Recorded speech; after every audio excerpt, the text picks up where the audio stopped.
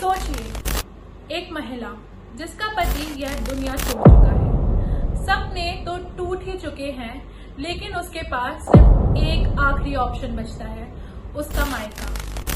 लेकिन वहां भी उसकी भाभी उसे चैन से जीने नहीं देती, उसे हैरेस करती है, मेंटली टॉर्चर करती है, यहाँ तक कि उसके कैरेक्टर पे भी सवाल उठाती है और मजबूर कर देती है उसे अपना मायका छोड़ के जाने के लिए।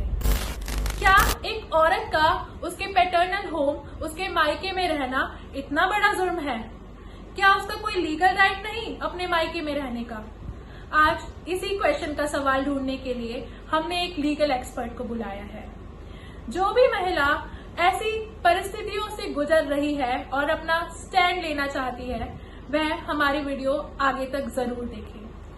Today we have with us advocate Mrs Dikshanti Sharma ma'am, जो वुमेन राइट्स और फैमिली मैटर्स की एक्सपर्ट है। Welcome ma'am. बहुत बहुत धन्यवाद आपका यहाँ मुझे बुलाने के लिए और अपने लीगल क्वेश्चंस का मुझसे जवाब लेने के लिए बहुत बहुत धन्यवाद। आपने मुझे मौका दिया, बताइए। Thanks for coming ma'am. तो फर्स्ट ऑफ ऑल मैं आपसे एक बहुत ही बेसिक क्वेश्चन पूछना चाहूंगी। क्या एक महिला का अपने मायके में रहने का कोई हक नहीं होता, या अगर कोई हक है तो क्या लीगली कोई प्रोविजन है जो ये बताता है? बिल्कुल राइट है एक महिला का अपने मायके में रहने का। उसका मोरली और लीगली दोनों ही तरीके का राइट होता है। और अगर उसके रहने में कोई व्यवधान उत्पन्न करता है, कोई रेस्ट्रिक्शन लगाता है, जैसे कि घरों में नॉर्मली देखा गया है, भाभियां जो आ जाती हैं उनको प्रॉब्लम होने लगती है महिला से, मतलब नंदों से, सिस्टर इन लॉ से। अगर उन्हें ये पता लग जाए कि हाँ भाई अगर वो परमानेंट आ गई है तो उनके प्रॉब्लम क्रिएट करने लगती है, जिसके लिए महिला सिविल कोर्ट में सूट फाइल कर सकती है रेजिडेंस ऑर्डर के लिए। तो उसमें कोर्ट उसके लिए फिर ऑर्डर करेगी, क्योंकि उनका पैटर्नल होम में रहने का राइट है महिला का। तो एक विडो अगर चाहे तो वो अपने पैटर्नल होम में जाके परमानेंटली भी रह सकती है। परमानेंटली भी रह सकती है, क्योंकि ऐसे सर्कमस्टांसिस हो जाते हैं उसकी लाइफ में, जैसा कि बताया कि भाई अगर पति एक्सपायर हो गए हैं और ससुराल से उसको धक्का लग गया है, तो उसके पास कौन सा फिर जगह बची है? एक मायका ही तो बचा है, क्योंकि मायके में वो राइट अधिकार के साथ रह सकती है। ट्रू। तो मैम चलिए, वो मायके में रहने के लिए चली गई, लेकिन अब वहाँ उसकी भाभी, जैसे आपने बताया, उसकी भाभी उसे मेंटली हैरेस कर रही है, टॉर्चर कर रही है, तो उस केस में वह क्या कर सकती है? देखिए, जैसे कि वुमेन प्रोटेक्शन एक्ट है हमारा, डोमेस्टिक वायलेंस एक्ट है एक। बिल्कुल महिमा जैसा आपने पूछा कि अगर कोई भाभी उनके साथ मिसबिहेव कर रही है, अब्यूजिव लैंग्वेज का यूज कर रही है, मेंटल हरेसमेंट कर रही है, तो डोमेस्टिक वायलेंस एक्ट 2005 का है। उसमें सेक्शन 3 में स्पेशली मेंशन किया गया है कि अगर किसी के साथ हरेसमेंट होता है, वर्बली अब्यूज किए जाते हैं। बिल्कुल महिमा, जैसे आपने कहा कि भाई अगर एक महिला के साथ इस तरीके की प्रताड़नाएं हो रही हैं, भाभी उनके साथ मिसबिहेव कर रही है, उनको जलील कर रही है घर में रहने के लिए, जबकि उसका लीगल राइट है महिला का, लेकिन उसके बावजूद भी उसको इस तरीके की प्रताड़नाएं झेलनी पड़ती हैं, तो वो डोमेस्टिक वायलेंस एक्ट 2005 के तहत एक कंप्लेंट फाइल कर सकती है मजिस्ट्रेट कोर्ट के अंदर, जिसमें सेक्शन 3 में साफ साफ कहा गया है कि अगर किसी महिला के खिलाफ कोई अब्यूजिव लैंग्वेज, कोई प्रताड़ना, टॉर्चर किया जाता है, घर से निकालने की धमकी दी जाती है, घर से निकाला जाता है, तो उसके अगेंस्ट में वो सेक्शन 12 में अपने रिजाइडिंग ऑर्डर और कंपनसेशन ऑर्डर को पास करा सकती है, जिनका वो सहारा ले सकती है। कानून इस ऐसी महिलाओं के हमेशा साथ है। तो मैम अब आप हमें यह बताइए कि ऐसी अगर महिला की भाभी उसके अगेंस्ट पे उसका कैरेक्टर असैसिनेट कर रही है, झूठी अफवाहें फैला रही है और उसके बारे में भला बुरा बोलती फिर रही है इधर उधर, तो उस केस में वह महिला क्या कर सकती है?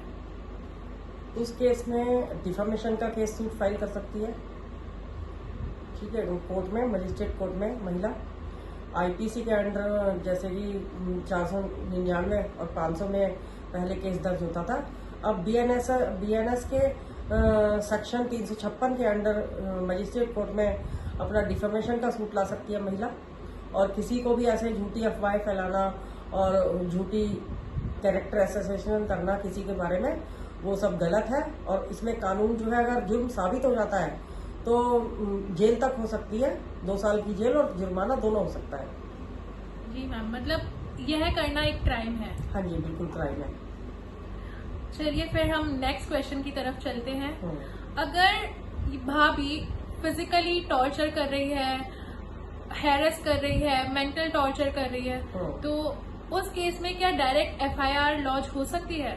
बिल्कुल डायरेक्ट एफआईआर लॉन्च हो सकती है। अगर कोई महिला के खिलाफ क्रिमिनल असॉल्ट कर रही है, वॉलेंट्री कॉजिंग हर्ट जो सेक्शन है बीएनएस का 127, उसके अंडर भी एफआईआर दर्ज करा सकती है। और क्रिमिनल इंटिमिडेशन 139 के अंडर भी बीएनएस में, जैसे कि बीएनएस का सेक्शन 127 वॉलेंट्री कॉजिंग हर्ट के अंडर वो एक फाइल करा सकती है एफआईआर। और 139 में क्रिमिनल इंटिमिडेशन के खिलाफ भी केस फाइल करा सकती है और उसमें तुरंत उसके कार्रवाई होती है, जो ये सभी धाराएं जो है महिला के फेवर में। चलिए मैम, ये तो हो गए लीगल रेमेडीज, लेकिन लीगल रेमेडीज को इन्फोर्स कराने के लिए एक लॉयर की भी जरूरत पड़ेगी। अब ऐसी महिला जिसका ना पति है, जिसे मायके से भी निकाल दिया गया, ससुराल वाले भी साथ नहीं दे रहे, वह फाइनेंशियली इंडिपेंडेंट भी नहीं है, तो वो लॉयर की फीस कहाँ से लाए, कैसे करे वो अपने राइट्स को इन्फोर्स? ऐसी महिलाओं के लिए जो सरकार ने सुविधाएं दे रखी हैं, जैसे लीगल सर्विस अथॉरिटी एक्ट के अंडर फ्री लीगल एड की सुविधा उपलब्ध कराई जाती है। और वो फ्री लीगल एड जो है सभी जिलों में उपलब्ध है और उसके जरिए जो है फ्री वकील की सर्विस और फ्री वकील बिना पैसे के, किसी फीस के उनके लिए अपॉइंट किए जाते हैं हर जिले में, और उनसे वो अपनी हेल्प ले सकती है, लीगल सर्विस भी ले सकती है और लीगल हेल्प भी ले सकती है और अपने अधिकारों की जानकारी भी ले सकती है। जी मैम, अब मेरे मन में एक और सवाल आ रहा था कि भाभी उन्हें घर से निकाल रही है पैटर्नल होम से, जो अगर ऐसी महिला के जो विडो है उनके पिताजी के नाम पे है, उनके फादर की प्रॉपर्टी है, तो क्या ऐसी औरत का अपने फादर की प्रॉपर्टी में कोई राइट नहीं? हाँ, बिल्कुल मांग सकती है अपना राइट।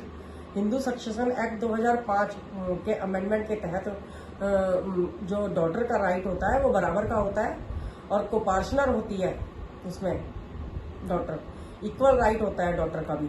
और डॉटर अपने शेयर्ड का पार्टीशन सूट फाइल कर सकती है और डिक्लेरेशन सूट भी फाइल कर सकती है और अपने हक में डिक्लेयर करा सकती है कि उसकी प्रॉपर्टी कितनी है, और जिससे वो अपना आराम से एक इज्जत की जिंदगी अपने मायके में जी सकती है। इसका मतलब किसी की भी भाभी का कोई हक नहीं कि उसे घर से निकाल सके? नहीं। ऐसी विडो चाहे तो वो उस घर में से खुद का शेयर कोर्ट से डिक्लेयर करा के वहाँ आराम से रह सकती है। बिल्कुल आराम से रह सकती है और किसी पर बोझ नहीं बन सकती। उसका पूरा पूरा राइट होता है, जैसे बेटे का पूरा पूरा राइट होता है अपने पिता की संपत्ति पर, वैसे डॉटर का भी पूरा पूरा राइट होता है। उसे उसके राइट से उसको कोई नहीं रोक सकता।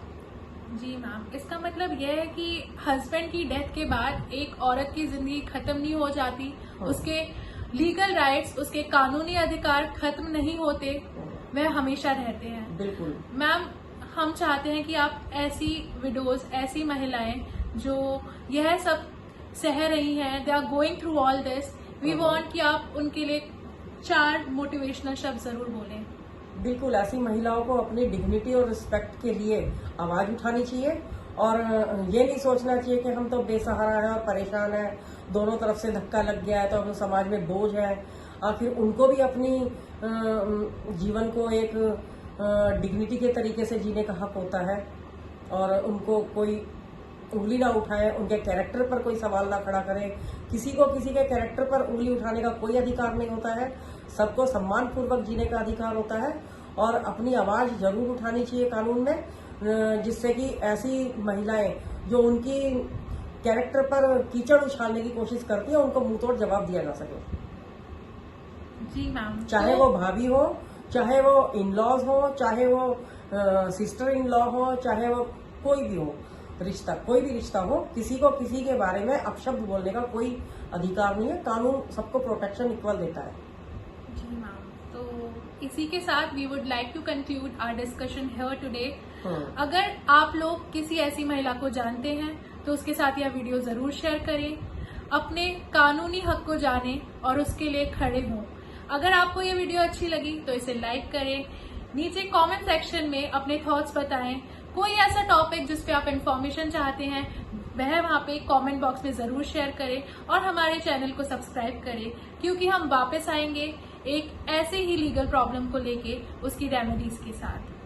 तब तक we would like to thank advocate Mrs Dikshanti Sharma ma'am for her insightful thoughts. बिल्कुल, thank you ma'am. Thank you. हमारे आपका चैनल बहुत को बहुत thank you। देखते रहिए, कानून से जुड़िए और अपने हक को जानिए। धन्यवाद। ठीक।